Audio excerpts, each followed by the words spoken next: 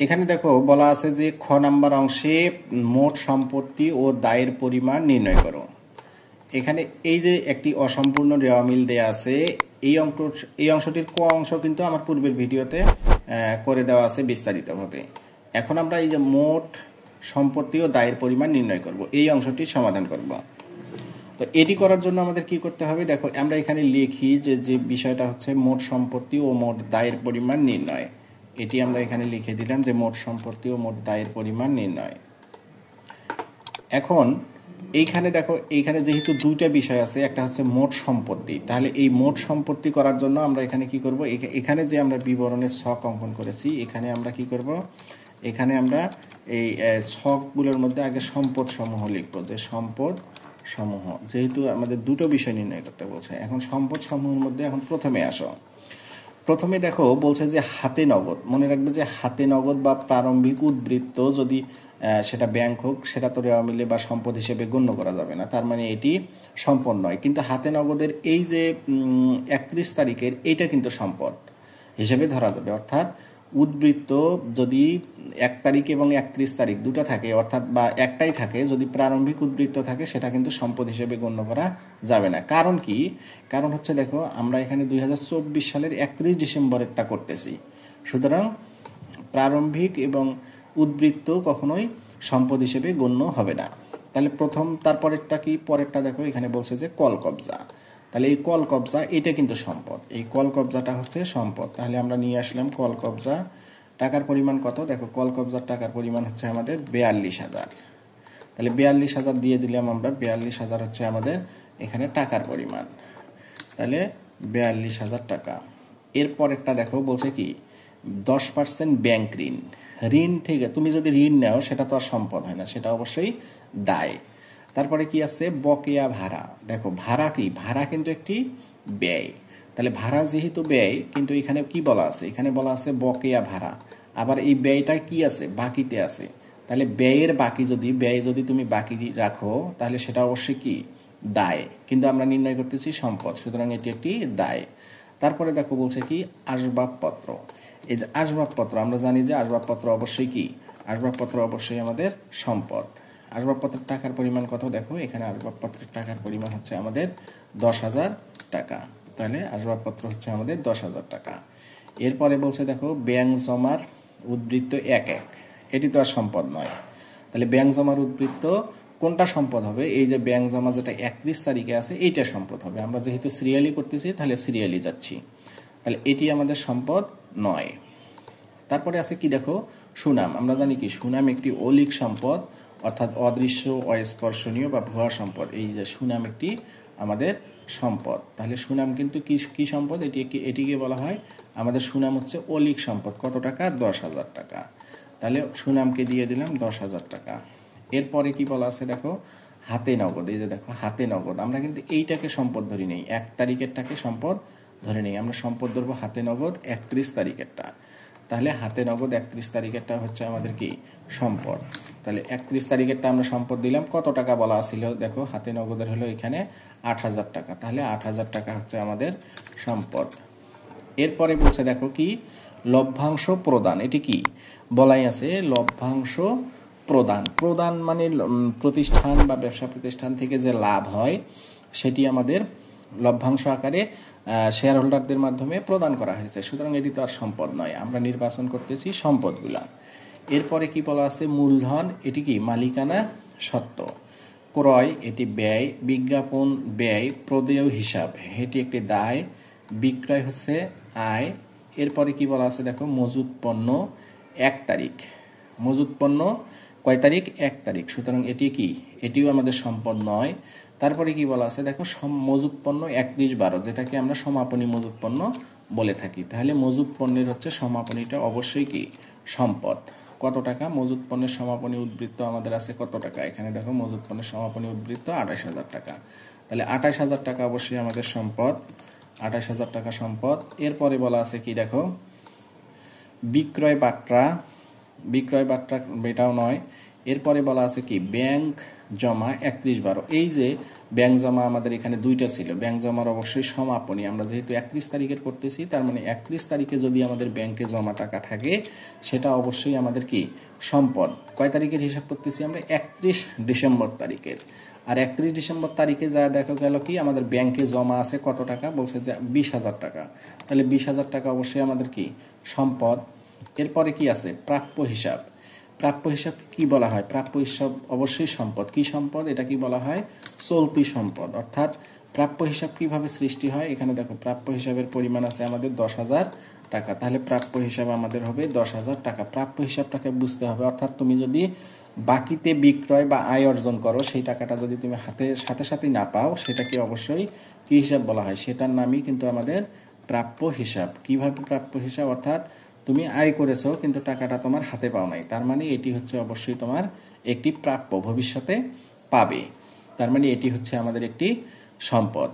তাহলে এই যে দেখো শুরু থেকে শেষ পর্যন্ত আমরা পড়ছি এবং পড়ার ফলে আমরা এখানে মোট 7টি সম্পদ পেয়েছি। এই সম্পদগুলোর মধ্যে আবার কিন্তু স্থায়ী সম্পদও আছে এখানে, আবার চলতি সম্পদও আছে, আবার অলিক সম্পদও আছে। স্থায়ী সম্পদ কি কি? যেমন কল কবজা, আসবাবপত্র, এই দুটি হচ্ছে আমাদের কি স্থায়ী সম্পদ। সুনাম হচ্ছে অলিক সম্পদ। সমাপনী মজুত, হাতে নগদের সমাপনী উদ্বৃত্ত, মজুত পণ্যের সমাপনী উদ্বৃত্ত এবং ব্যাংক জমার সমাপনী উদ্বৃত্ত এবং প্রাপ্য হিসাব, এগুলো এই 4টি হচ্ছে আমাদের এখানে চলতি সম্পদ। তাহলে আমরা কি শিখলাম?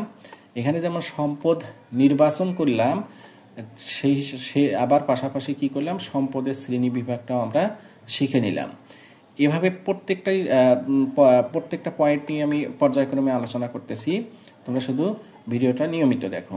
এখন কি করতে হবে? আমাদের কি করতে বলছিল? দেখো যে মোট সম্পদ ও দায়ের পরিমাণ। তাহলে মোট সম্পদ, এখানে আমরা সম্পদগুলো করেছি। এখন কি করব? আমরা এখানে আমাদের কাজ হবে এই সম্পদগুলোকে এখানে মোট নির্ণয় করা। মোট নির্ণয় করতে কি করতে হবে? এখানে আমাদের এটার যোগফল টানতে হবে। তাহলে মোট সম্পদ কত টাকা হবে? এই 7টি টাকার পরিমাণ যদি আমরা যোগ করি, তাহলে আমরা টাকার পরিমাণ পাবো 1,28,000 টাকা। এটি গেল আমাদের সম্পদের পরিমাণ। এরপরে আমরা কি করব? এরপরে বলছে আমাদের দায়ের পরিমাণ। যেহেতু আমরা সম্পদ নির্ণয় করলাম, এখন আমরা দায় নির্ণয় করব। তাহলে এখন আমরা লিখব কি? দায় সমূহ। দায় সমূহ লিখে আমরা কি করব? এখানে ক্লোন দিলাম, দায় সমূহ এখন আমরা দেখব। এখন আমরা প্রথম থেকে আসি। দেখো এখানে বলছে হাতে নগদ, এটা নয়। এই যে দেখো 10% ব্যাংক ঋণ। যদি তুমি ব্যাংক থেকে, আমরা জানি যে ঋণ অবশ্যই কি সহজ কথা, ঋণ মানেই তো দায়। ব্যাংক থেকে ঋণ নিছো, কত টাকা নিছো? 10% সুদে 10,000 টাকা ব্যাংক থেকে ঋণ গ্রহণ করা হয়েছে। সুতরাং অবশ্যই এটি একটি দায়। তারপরে দেখো এইখানে যেমন আমি বলছিলাম যে ভাড়া একটি ব্যয়, আবার এই ব্যয়টা কি আছে? বকেয়া আছে। স্বাভাবিকভাবে যদি তুমি কোনো ব্যয় করো এবং ব্যয়ের টাকাটা পরিশোধ না করো, তার মানে কি ওই ব্যয়টা বকেয়া। এখানে ভাড়া আছে, ব্যয়টাকে কি রাখছো? বকেয়া রাখছো, বাকি রাখছো। তার মানে এটিও একটি অবশ্যই তোমার কি ব্যয়, এটিও একটি ব্যয়। বকেয়া থাকলে সেটিও একসময় দায়ে পরিণত হয়। তাহলে এটিও একটি আমাদের দায়। এরপরে কি বলছে দেখো, এরপরে বলছে আসবাবপত্র, ব্যাংক জমা, সুনাম, হাতে নগদ, লভ্যাংশ প্রদান। তারপরে বলছে ক্রয়, বিজ্ঞাপন, ব্যয়, প্রদেয় হিসাব। এই যে দেখো প্রদেয় হিসাব। প্রদেয় হিসাব মানে কি? প্রদেয় হিসাব কিন্তু এই প্রাপ্য হিসাবের বিপরীত। প্রদেয় হিসাব হচ্ছে প্রাপ্য হিসাবের বিপরীত। প্রাপ্য হিসাব হচ্ছে ভবিষ্যতে যে টাকাটা আমরা কারো কাছ থেকে পাবো, অর্থাৎ পাওয়ার অধিকার অর্জিত হয়েছে কিন্তু আমরা পাইনি, সেটা হচ্ছে আমাদের প্রাপ্য হিসাব। তার মানে এটি আমাদের ভবিষ্যতে পাওয়া যাবে, সুতরাং এটি আমাদের সম্পদ। কিন্তু প্রদেয় হিসাব কি? আমাদের কাছ থেকে যে কেউ তৃতীয় পক্ষ আমাদের কাছ থেকে যে টাকাটা পাবে, তাহলে যেটা আমরা পরিশোধ করতে বাধ্য, সেটার নাম হচ্ছে প্রদেয় হিসাব। তাহলে প্রদেয় হিসাব তৃতীয় পক্ষ আমাদের কাছ থেকে পাবে, সেটা অবশ্যই কি? সেটা অবশ্যই আমাদের একটি দায়। তাহলে এই টাকাটা হবে আমাদের কত? 15,000 টাকা। তাহলে 15,000 টাকা। এরপরে বলছে কি দেখো, বিক্রয়, মজুত পণ্য। আমরা জানি মজুত পণ্য সম্পদ, বিক্রয় বার্তা হচ্ছে বিক্রয় কমে দিয়েছে। এরপরে তাহলে আর কিছু নাই। দেখো ব্যাংক জমা, সমাপনী এবং এটা সম্পদ। তাহলে আমাদের এখানে আর কিছু কিন্তু কোনো আমরা দায় পাচ্ছি না। তাহলে এই যে সম্পদ এবং দায় আমরা নির্বাচন করলাম, তাহলে এখানে এখন এই যে দায় নির্বাচন করেছি, এখন কি করব? আমাদের কাজ হচ্ছে এই দায়টাকেও এখান থেকে কি করে দেব? ক্লোজ করে দেব। তাহলে দায়েরও আমরা কি করব? এখানে যোগ করব। এখন আমরা দায় যোগ করলাম, এখানে এখন আমরা দায়ের পরিমাণ যোগ করে নেব। তাহলে দায় এই 3টা টাকা যোগ করলে আমাদের টাকার পরিমাণ হবে কত? 27,000 টাকা। তাহলে 27,000 টাকা হচ্ছে আমাদের কি মোট দায়ের পরিমাণ। এখানে দেখো এটা মোট দায় এবং এটা হচ্ছে আমাদের এখানে হচ্ছে এইখানে কিন্তু এই যে আমরা যে এই 28,000 টাকা নির্বাচন করেছি, এই 1,28,000 টাকা এখানে আমরা লিখে দেবো যে এটা কি নির্বাচন করেছি, মোট সম্পদ। এটা মোট সম্পদ এবং এই যে যেটা নির্বাচন করলাম এটা হচ্ছে আমাদের মোট মোট মোট দায়। আর যদি এই অঙ্কে আরেকটু কথা আমাদের বলা থাকতো যে মোট সম্পদ ও দায়ের পার্থক্যের পরিমাণ নির্ণয় করো, অনেক সময় কিন্তু বলা থাকে যে মোট সম্পদ ও দায়ের পরিমাণ নির্ণয় করো। তাহলে মোট সম্পদ ও দায়ের পরিমাণ যখন নির্ণয় করতে বলতো এই অঙ্কটাতেই, তাহলে কি করা লাগতো আমাদের? এখানে এই যে মোট সম্পদ এবং মোট দায় এইখানে যেটা আমরা বের করেছি, এই মোট সম্পদ এবং মোট দায় আমাদের উত্তর কিন্তু এই অঙ্কের করণীয় অনুসারে এখানে কিন্তু আমাদের উত্তর শেষ হয়েছে। আমরা যেহেতু মোট সম্পদ বের করেছি এবং মোট দায় বের করেছি, এখানে ছিল আমাদের এটা মোট সম্পদ, তাহলে এখানে ছিল এটা মোট সম্পদ আর এটা ছিল কি আমাদের মোট দায়। অঙ্কের করণীয় কিন্তু এটুকুই ছিল, কিন্তু অনেক সময় সৃজনশীল অংশে আরও একটু এখানে বাড়তি করতে বলে, সেটা হচ্ছে মোট সম্পদ এবং মোট দায়ের পার্থক্য নির্ণয় করো। তখন কি করা লাগতো আমাদের?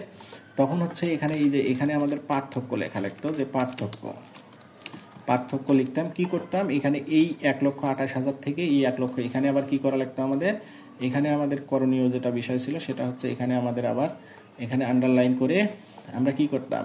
এই 1,28,000 টাকা থেকে এই 27,000 টাকা বাদ দিয়ে যেটা হতো সেটা হতো আমাদের পার্থক্যের পরিমাণ। যদিও অঙ্কটিতে একটু আমি বেশি সময় নিয়েছি, সুতরাং বেশি একটু ভালো বোঝার জন্যই আমি ভালোভাবে ক্লিয়ার করে বোঝানোর জন্যই আমি বিশদ আলোচনা করেছি, যাতে তোমরা খুব সহজেই হিসাব বিজ্ঞান প্রাইভেট না পড়েও তোমরা আয়ত্ত করতে পারো। তো ধন্যবাদ। এরপরেই আমাদের এই যে গ অংশের সমাধান করা আছে পরের